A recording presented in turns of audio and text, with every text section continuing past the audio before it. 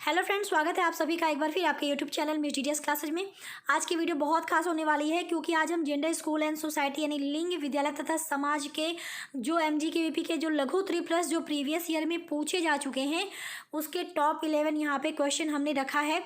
I hope कि आपको ये वीडियो पसंद आएगी तो प्लीज़ लाइक कर दीजिएगा, शेयर कर दीजिएगा। चैनल को सब्सक्राइब नहीं किया तो प्लीज़ चैनल को सब्सक्राइब भी कर दीजिएगा और कमेंट करके जरूर बताया करें आपको हमारी वीडियो कैसी लगी। और यहाँ पे एक चीज़ मैं बता दूँ, यहाँ पे आपको 11 क्वेश्चन जो है देखने को मिल रहे होंगे, जिसमें से कुछ के आंसर मैं दूंगी और कुछ के ऑलरेडी मैंने चैनल पे अपलोड किए हैं। पता नहीं क्यों ऐसे आप लोगों को नहीं मिलता, इसलिए मैं यहाँ पे उस क्वेश्चन के साथ उसकी इमेज भी लगा दूंगी, साथ ही डिस्क्रिप्शन में लिंक भी दे दूंगी। तो चलिए स्टार्ट करते हैं वीडियो को, देखते हैं कि किस तरह से हम इस पूरे 11 क्वेश्चन को आज के वीडियो में कवर करेंगे।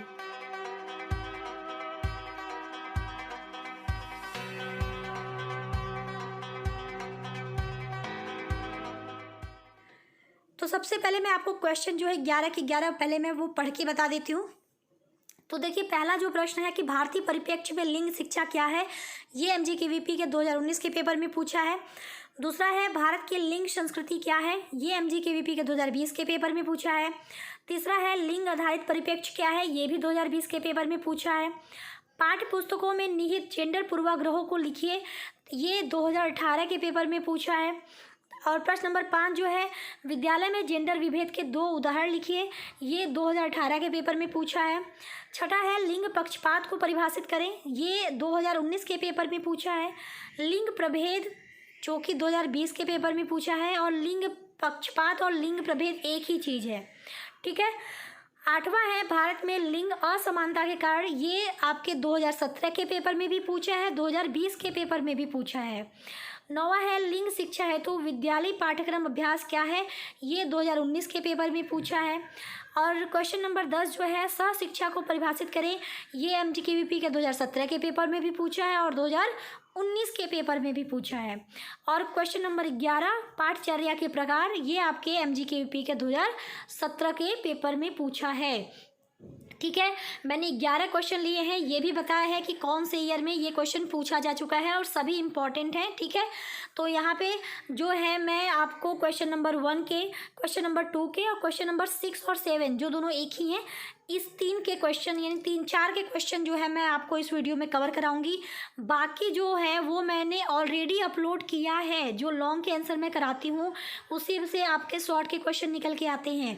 तो मैं आपको क्वेश्चन के साथ उस जो है आंसर की जो है इमेज भी डाल दूंगी और साथ ही डिस्क्रिप्शन में लिंक दे दूंगी और कोशिश करूंगी कि आई बटन पे आपको जो है लिंक मिल जाए। तो आप वीडियो को देखिएगा और डिस्क्रिप्शन बॉक्स जो है वो ज़रूर चेक करिएगा कि कौन कौन से वीडियो के जो है ऑलरेडी लिंक मैं दे रही हूँ, ताकि आपके जो सारे 11 के 11 क्वेश्चन हैं वो कवर हो जाएं। तो आई होप कि आपको ये वीडियो काफ़ी ज़्यादा हेल्प करे। तो स्टार्ट करते हैं हम क्वेश्चन नंबर 1 से। यहाँ पे एक चीज़ ज़रूर बोलूँगी कि आप लोग प्लीज़ जो है चैनल की प्लेलिस्ट ज़रूर चेक करें, जेंडर स्कूल एंड सोसाइटी वाली प्लेलिस्ट ज़रूर चेक करें, वो चैनल पे आपको मिल जाएगी। तो चलिए, पहला क्वेश्चन जो हमारा था कि भारतीय परिप्रेक्ष्य में लिंग शिक्षा के जो बारे में बताना था, तो यहाँ पे आप उत्तर 1 में डालेंगे भारतीय परिप्रेक्ष्य में लिंग शिक्षा, ठीक है। मैंने कोशिश की है सरल भाषा में बताने की और मैं इसको समझाऊंगी भी, ऐसा नहीं कि नहीं समझाऊंगी, ताकि आप अपने लैंग्वेज में भी लिख सकें। अगर आपको उस टाइम नहीं याद आता है या फिर भूल जाते हैं तो आप समझे रहेंगे तो लिख लेंगे। तो देखिए, लिंग एक महत्वपूर्ण सामाजिक रचना है जिसका सामाजिक एवं सांस्कृतिक जीवन पर गहरा प्रभाव पड़ता है। हमने अभी आपको कल जो एक लिंग और जेंडर यानी इसके बारे में बताया था, तो उसमें मैंने लिंग यानी जेंडर के बारे में आपको चीज़ें बताई हैं कि वो एक तरह की सामाजिक सांस्कृतिक रचना होती है। तो वही चीज़ बताया गया है कि लिंग क्या है, एक सामाजिक रचना है जिसका कि हमारे सामाजिक जीवन पर और हमारे सांस्कृतिक जीवन पर गहरा प्रभाव पड़ता है। यहाँ पे आगे जो है कि भारतीय परिप्रेक्ष्य में बात करें तो भारतीय समाज में प्रत्येक लिंग की भूमिका धर्म एवं संस्कृति से ग्रसित है। भारतीय महिलाएं आमतौर पर सामाजिक स्तर में कमी के प्रभाव से ग्रसित हैं। पुरुषों की तुलना में कम सामाजिक प्रतिष्ठा कभी कभी उनमें नकारात्मक व्यवहार को उत्पन्न करता है। वहीं दूसरी ओर महिलाओं को भारतीय कानून उन्हें विभिन्न प्रथाओं, समारोहों आदि में पुरुषों के समान अधिकार एवं प्रतिष्ठा प्रदान करता है। तो देखिए, इस चीज़ को समझिए। अब कि आप सभी को पता है कि हमारा जो कल्चर है, हमारा अगर भारतीय समाज की बात करें तो हमेशा भारतीय समाज में आपने देखा होगा कि किसी धर्म और किसी संस्कृति को बहुत ज़्यादा तवज्जो दी जाती है, बहुत ज़्यादा महत्वपूर्ण समझा जाता है उसे। तो इसीलिए कहा गया है कि हमारी जो भारतीय समाज है वो धर्म और संस्कृति से ग्रसित है। और अगर हम अपने भारतीय समाज की बात करें तो आपने यहाँ देखा होगा कि जो महिलाएं हैं, भारतीय महिलाएं हैं, उनका अगर सामाजिक स्तर देखा जाए तो उसमें कमी पाई जाती है, यानी पुरुषों की तुलना में उनका सामाजिक स्तर कम होता है, उनका प्रभाव समाज में कम होता है। क्योंकि जो है यहाँ जो हमारा भारत है वो पुरुष प्रधान देश माना जाता है। तो वही चीज़ कहा जाता है कि जब समाज में महिलाओं को प्रतिष्ठा कम मिलती है तो उनमें कभी कभी निगेटिव चीज़ें आ जाती हैं, नकारात्मक व्यवहार आ जाते हैं। और लेकिन ये तो सामाजिक दृष्टि की बात हो गई, लेकिन आपने देखा होगा कि कानूनी रूप से हमें जो है वो समान अधिकार देने की बात की जाती है, लेकिन वैसा ज़मीनी स्तर पे हो नहीं पाता है। ज़मीनी स्तर पे हमेशा थोड़ा जो भेदभाव है वो दिखता है हमको। तो आगे है, पहले मैं पूरा यहाँ पे पढ़ के फिर उसके बाद ही इसको जो है एक्सप्लेन करूँगी। अतः यह स्पष्ट है कि भारतीय समाज में काफ़ी ज़्यादा लैंगिक असमानता, लैंगिक विभेद पर्याप्त है। यहाँ तक कि शिक्षा की दृष्टि से भी यह भेदभाव दिखता है। अतः यह जरूरी है कि शिक्षा का उपयोग करके इस तरह की व्याप्त लैंगिक असमानता को दूर करने की कोशिश की जाए। लिंग शिक्षा से तात्पर्य है कि ऐसी शिक्षा जिसके माध्यम से लिंग अर्थात महिलाओं और पुरुषों के बीच भूमिकाओं और संबंधों का ज्ञान और समझ विकसित की जा सके तथा आम जनता के बीच लगातार लैंगिक जागरूकता और समझ को बढ़ाया जा सके। अतः स्पष्ट है कि लिंग और शिक्षा आपस में घनिष्ठ रूप से जुड़े हैं। तो देखिए, जैसे मैंने कहा कि भारतीय समाज में जो है वो देखा जाता है कि महिलाओं को जो है प्रतिष्ठा कम मिलती है, तो जिसकी वजह से हम ये भी पाते हैं कि यहाँ पर यानी भारतीय समाज में लैंगिक असमानता यानी लैंगिक भेदभाव ज़्यादा है। यहाँ पुरुषों को ज़्यादा तवज्जो दी जाती है, महिलाओं को कम दी जाती है, अगर ओवरऑल एक एवरेज बात करें भारतीय समाज की। तो ये जो भेदभाव है वो ऐसा नहीं कि किसी एक चीज़ में है केवल लिंग के आधार पे, वो जो भेदभाव दिखता है वो हर क्षेत्र में दिखता है। शिक्षा के क्षेत्र में भी वो भेदभाव दिखता है। लड़कों को ज़्यादा जो है शिक्षा, सब कोशिश करते हैं कि लड़कों को अच्छे से पढ़ा लिखा जाए, लड़कियों को पढ़ाते हैं लेकिन इतना कि जैसे आगे सोचते हैं इनकी शादी वादी कर दी जाएगी, ये हो जाएगा, ये सारी चीज़ें उनके माइंड में चलती हैं। तो यहाँ पर ज़रूरी क्या है? ज़रूरी यह है कि शिक्षा का जो है हम उपयोग करें इस दृष्टि से कि जो है लैंगिक भेदभाव दूर हो सके, लोगों की सोच जो है वो अच्छी हो सके, विकसित हो सके। तो बात अगर हम करते हैं लिंग शिक्षा की तो हम कह सकते हैं कि वो शिक्षा यानी ऐसी शिक्षा जिसके माध्यम से हम चाहे वो महिला हो पुरुष हो, ठीक है, यानी बालक बालिका जो भी जिन उनके बीच जो भी उनकी भूमिकाएं हैं, उनके जो संबंध हैं, उसमें जो अंतर है उसका हम पहले उसको हम समझें, उसका हम ज्ञान ले पाएँ, यानी ज्ञान और समझ की जो है ज्ञान और समझ जो है वो विकसित की जा सके। और इसके अलावा लोग को हम जागरूक कर सके शिक्षा के माध्यम से, उनके समझ को बढ़ा सके कि लैंगिक भेदभाव अच्छी चीज़ नहीं है, लड़की और लड़का कोई भी हो उसको बराबर हक है हर चीज में। तो वही चीज कहा गया है कि लिंग और शिक्षा क्या है, आपस में घनिष्ठ रूप से जुड़े हैं। ठीक, तो ये हमारा था प्रश्न 1। अब बात करते हैं प्रश्न नंबर 2 की। तो भारत की लिंग संस्कृति क्या है? तो यहाँ पर आंसर में हम हेडिंग डालेंगे भारत की लिंग संस्कृति। तो देखिए, पहले हम संस्कृति की बात करते हैं, तो अब भारत की संस्कृति की बात करते हैं। तो भारत एक विविध संस्कृति वाला देश है। भारतीय संस्कृति अपनी विशाल भौगोलिक स्थिति के समान अलग अलग है। वैसे तो संस्कृति कई प्रकार की होती है, अतः यह संस्कृति के प्रकार और प्रवृत्ति पर निर्भर करता है कि वो अपने सदस्यों से क्या चाहती है। अगर बात भारतीय संस्कृति की करें तो यहाँ प्रेम, त्याग, दया, परोपकार, सहिष्णुता आदि पर बल दिया जाता है। ठीक है, परंतु भारत की लिंग संस्कृति की बात करें तो भारतीय समाज पुरुष प्रधान सामाजिकता को ज़्यादा महत्व देता है, अर्थात भारतीय समाज एक पुरुष प्रधान समाज है। देखिए, अब इतने को समझते हैं। पहले भारत, आपको भी पता है कि भारत में अनेक भाषाएं बोली जाती हैं, अनेक तरह के लोग रहते हैं, चाहे वो लुक वाइज भी देखिए डिफरेंट रहते हैं। हर जगह का जो लुक होता है वो भी अलग होता है, भाषा अलग होती है, भोजन अलग होता है, वेशभूषा अलग होती है। तो विविध संस्कृति वाला देश तो हमारा है ही। तो ये क्यों होता है? क्योंकि हमारी जो भौगोलिक स्थिति है वो अलग अलग है। ठीक है, आपने देखा होगा साउथ के लोग जो है उनकी जो फिजिक होती है, शारीरिक संरचना जो होती है वो अलग होती है। आपके जो ईस्ट साइड के लोग हैं उनकी शारीरिक संरचना बिल्कुल अलग होती है। आपके जो ऊपर की साइड में है नॉर्थ वाले, उनकी अलग होती है। यानी ओवरऑल जो है भौगोलिक स्थिति जो है वो अलग होने के कारण हमारी जो भारतीय संस्कृति है वो भी अलग अलग दिखाई देती है। अगर हम बात करते हैं भारतीय संस्कृति की, तो आपने देखा होगा कि हमारी संस्कृति में प्रेम, त्याग, परोपकार, ये सारी मतलब ये जो चीज़ें हैं इन पर जो लोग ज़्यादा जोर देते हैं। लेकिन लिंग संस्कृति की बात करें तो आपको भी पता है कि भारत क्या है, एक पुरुष प्रधान देश।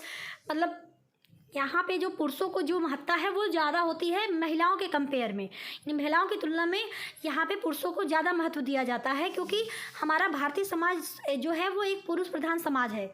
ये चीज़ हमें देखने को मिलती है अपने भारतीय लिंग संस्कृति के अंतर्गत। तो आगे यहाँ पे लिखेंगे, पुरुष प्रधान समाज होने के कारण भारतीय संस्कृति में लिंग पक्षपात ज़्यादा देखने को मिलता है। यहाँ स्त्रियों को त्याग व दया की बलि पर चढ़ाकर उनके सामाजिकरण को अवरुद्ध कर दिया जाता है। कईयों की जिंदगी तो चूल्हे चौकों की धुंध में ही सिमट कर रह जाती है। प्रत्येक संस्कृति के अपने कुछ गुण व दोष होते हैं। भारत की लिंग संबंधी संस्कृति की बात करें तो यहाँ लिंग संबंधी भेदभाव के फलस्वरूप स्त्रियों की सामाजिक, शैक्षिक आदि में ह्रास हुआ है, जिससे इनकी दशा भी खराब हुई। तो देखिए, जैसे मैंने कहा कि भारतीय समाज क्या है, पुरुष प्रधान समाज है। तो यहाँ पर जब पुरुषों को ज़्यादा महत्व दिया जाता है, तो हम अपनी भारतीय संस्कृति में अगर लिंग के परिप्रेक्ष्य में बात करें तो यहाँ पे देखने को मिलता है कि जो है लैंगिक भेदभाव ज़्यादा नज़र आता है, यानी महिला और पुरुष के बीच अंतर पाया जाता है, पक्षपात किया जाता है।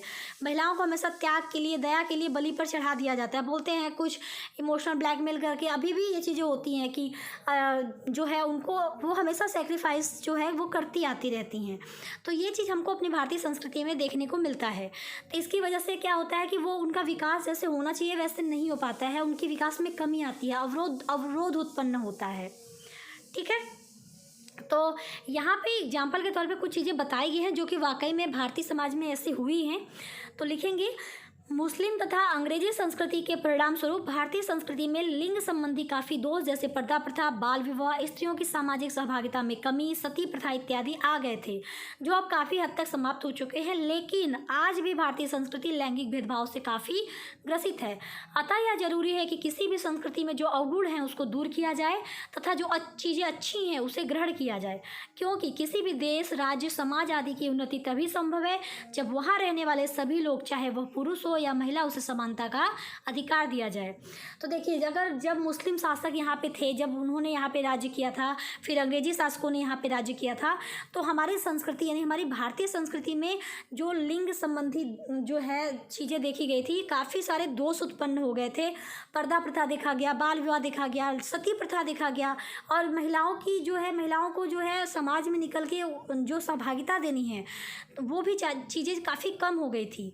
भले कि हालांकि जो ये चीज़ें हैं वो अब कम हो गई हैं, बहुत कम हो गई हैं, लेकिन लैंगिक भेदभाव अभी भी देखने को मिलता है। आज भी लड़कों को ज़्यादा महत्व दिया जाता है, लड़कियों को कम महत्व दिया जाता है। तो आगे बस यही कहा गया है कि अगर आपको संस्कृति को अपने अच्छा करना है तो जो भी उसमें बुरी चीज़ें हैं उसको निकालना पड़ेगा और अच्छी चीज़ों को लेना पड़ेगा किसी भी संस्कृति की। और अगर अपने देश की, अपने राज्य की, अपने समाज की अगर आप उन्नति चाहते हैं तो ये तभी संभव हो पाएगा जब लड़की और लड़का यानी महिला और पुरुष को समानता का अधिकार मिलेगा। ठीक है, अब हमारा क्वेश्चन आता है क्वेश्चन नंबर 6 और क्वेश्चन नंबर 7, क्योंकि दोनों एक ही क्वेश्चन है, केवल शब्दों का हेरफेर है। तो लिंग पक्षपात को परिभाषित करें। 7वां क्वेश्चन था लिंग प्रभेद। तो ये क्वेश्चन को और भी कई नामों से पूछ सकता है, जैसे लिंग असमानता से क्या तात्पर्य है या लैंगिक विभेद से क्या अभिप्राय है।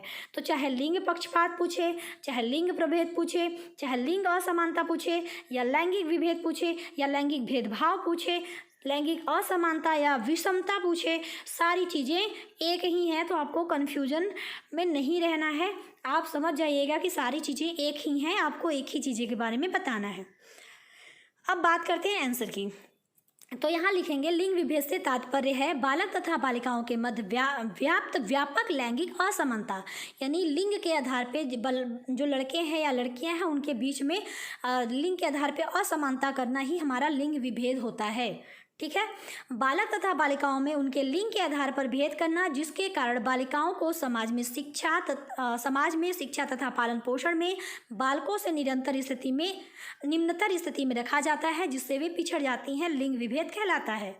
यानी लिंग विभेद क्या है कि लिंग के आधार पर बालकों और बालिकाओं में अंतर करना, उनकी समाज में शिक्षा पालन पोषण में बालकों से हमेशा उन्हें कम आंकना, उन्हें निम्न स्तर में रखना, जिसकी वजह से वो क्या हो जाती है, वो पिछड़ जाती हैं, बालिकाएं पिछड़ जाती हैं बालकों की तुलना में। तो ये जो है यही लिंग विभेद होता है। ठीक है, आगे लिखेंगे, प्राचीन समय से हमें यह सुनने को मिलता रहा है कि जीवित पुत्र को देखने मात्र से ही कई तरह के पापों से मुक्ति मिल जाती है तथा पुत्र ही कुल का गौरव होता है, जबकि बालिकाओं की हर प्रकार से सुरक्षा करनी पड़ती है। बालक ही श्रेष्ठ होता है तथा कुल का गौरव होने के साथ साथ कुल का नाम आगे ले जाने तथा रोशन करने के लिए उत्तरदायी होता है। अर्थात सरल भाषा में बात करें तो लिंग के आधार पर किया जाने वाला भेदभाव लैंगिक विभेद कहलाता है। तो आपने देखा होगा आज भी ये थॉट चलता है कि लड़के जो है वो कुल का नाम रोशन करते हैं, कुल को यानी वंश को आगे बढ़ाने का काम करते हैं, रोशन करने का काम करते हैं, जबकि लड़कियों को क्या है, लड़कियों को सब लोग ये सोचते हैं कि इनको पालना है, ये आज नहीं तो कल कहीं और चली जाएंगी, इनकी हर तरह से सुरक्षा भी करनी पड़ती है, देखभाल करना पड़ता है, इन पर नज़रें रखनी पड़ती हैं कि इनके साथ ऊंच नीच ना हो जाए, गलत ना हो जाए। ठीक है, बहुत सारे पहलू हैं। लड़कों के साथ क्या है कि लड़के ही हमारा जो है वो घर चलाएंगे, लड़कों के साथ हमें रहना है, हमें पूरी ज़िंदगी उन्हीं के ऊपर निर्भर रहना है, क्योंकि वही हमारी देखभाल करेंगे। ये सारे भारतीय ख्याल अभी भी आपको देखने को मिले होंगे। और ये भी लोग कहते हैं कि अगर जीवित पुत्र को देख ले तो हमें जो है कई तरह के पापों से मुक्ति मिल जाती है, हमें नर्क में नहीं जाना पड़ता।